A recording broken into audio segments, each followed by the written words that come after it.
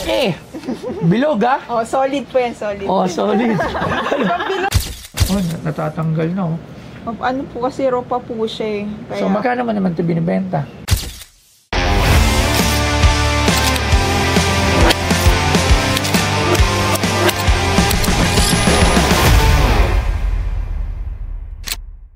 Ano? Sino yan? Hello po. Ay, si Chloe.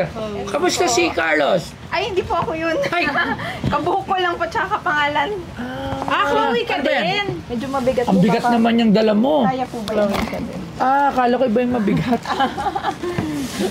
Mukhang mabigat din. Mabigat Ano na. to? Dalawang bundok. Crystal po na citrine.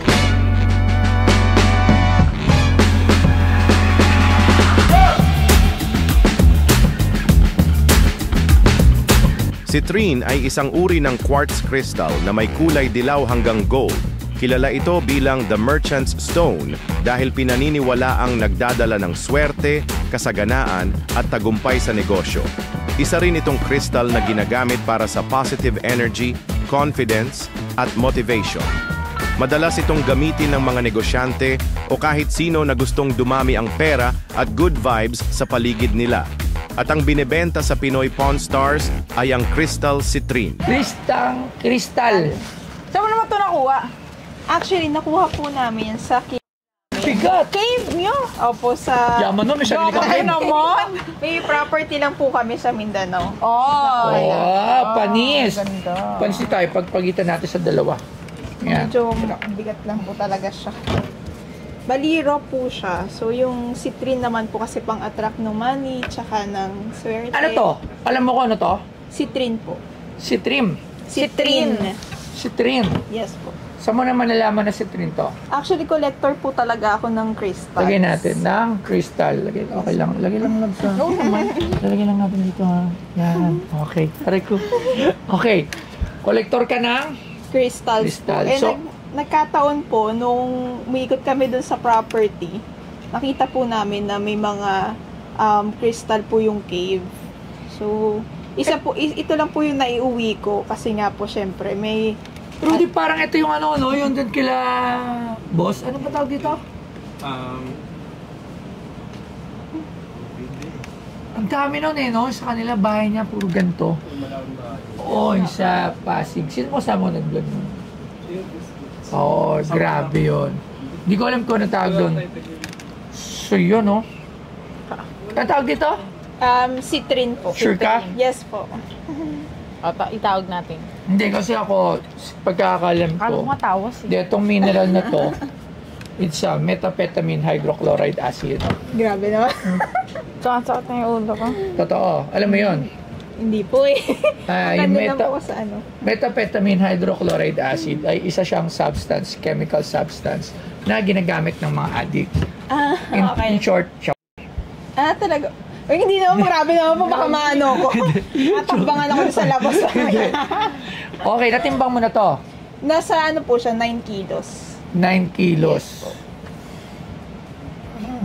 Mga 9 to 10 po. Ilang 9, ang bigat ha? Sobrang Malaki. Bilog ha? Oh, solid po yan, solid. Oh, solid. Bilog din naman yung bilog. Hindi ba bilog? Hindi mo nakikita kasi bilog. Iba yung tinitinan mo. Okay, magkano mo naman ito binibenta? Pero alam mo, lucky charm to. Ito it attracts wealth. Money and success po sa career. Prosperity, wealth, good health. Dami mo, alam nakakainis. Ha? Hindi, sinasabi ko lang. Actually, meron po ako, pero ito po kasi process na. So, Yan, ito dyan lang yan sa nabibili. Sabi nga meron yan beads. Okay, pero naniniwala ka pala dyan. Yes po, wala naman pong masamang mali. Yes. Walang mawawala. Yes. Okay. Natatanggal na oh. Ano po kasi raw pa po siya eh. Kaya, So magkano naman ito binibenta? alam Pang-karera, pang-show at sa lahat. Basta, Bomex lang, number 1.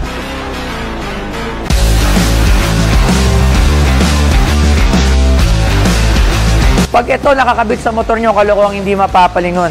Kaya kung may angkas yung kasabayan yung motor tapos hindi siya naka-Bomex, lilipat ang jowa nun. Pasok to sa lahat ng konsepto na nais nyo. At pwedeng pang-trabaho, pwedeng pang-karera at pwedeng pang-show. Dito lang yan sa Bomex.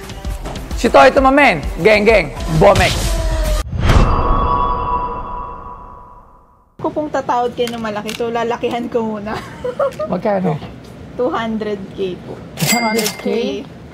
Pero alam ko naman kung tatawad kayo eh. Eh di, Hindi, kailangan natin ng expert. Sinimulan ko. Tawag tayo ng expert, Rudy. Tawagin natin si Sir Angelo o si Sir Arman.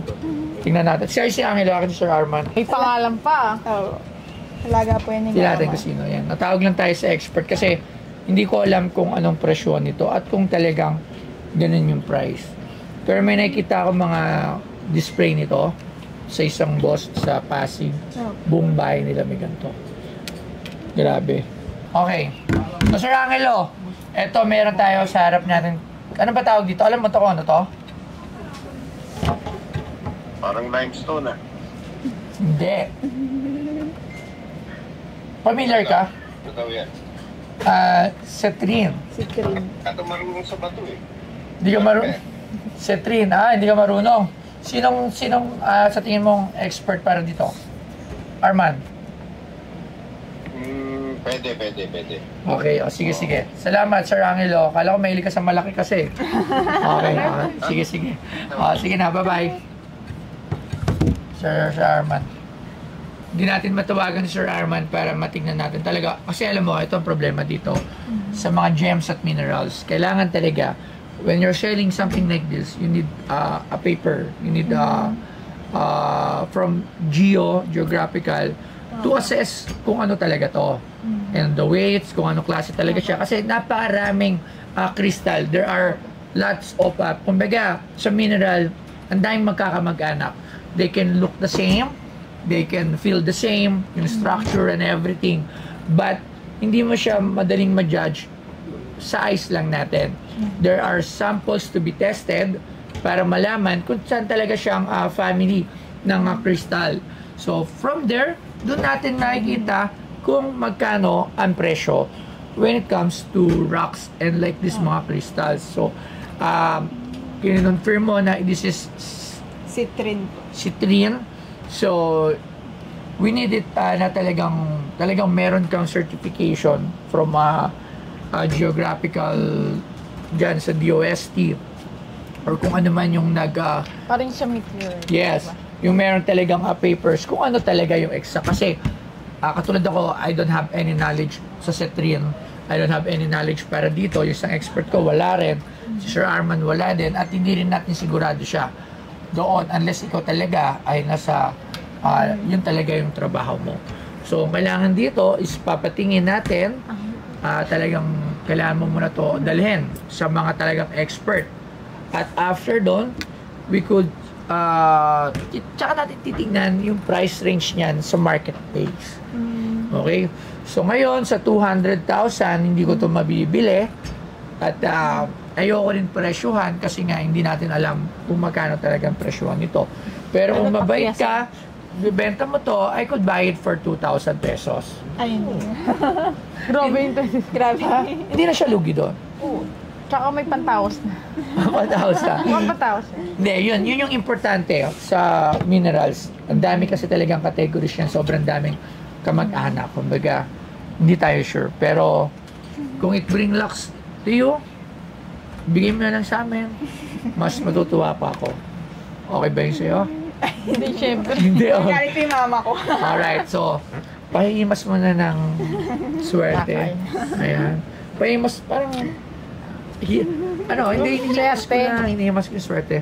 So, maraming salamat sa'yo. Thank you very much. Uwi mo na to, masyado siyang mabigat. Mabigat, napagod siya. Napagod ka. Wala bang magtutulong sa kanya? Pero Rudy, tulungan mo naman siya. Buhatin na yan, buhatin na. Buhatin. Buhati na. Buhatin. Hindi yan! Etong bato!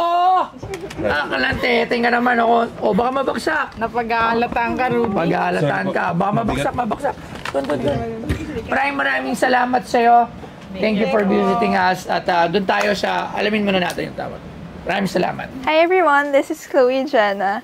Bumisita po ako dito kay Boss Toyo kasi gusto ko sanang ibenta sa kanya yung crystal ko na Citrin. Pero unfortunately, hindi pala siya pwedeng basta-basta ibenta kasi kailangan ng papers at wala din kami natawagang expert. So, baka next time, babalik ako kapag meron na siyang proper documents.